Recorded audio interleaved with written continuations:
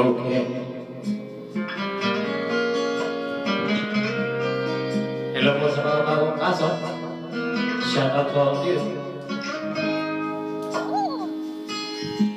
Ipagpatawad mo aking kapangasan. Binibili ko sana'y maintindihan. Alam ko kailan lang tayo nagkatagpo,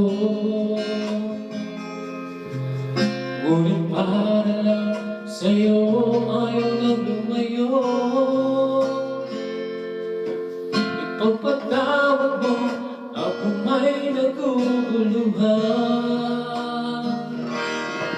Ikaw ang sisi na ako'y magtaka.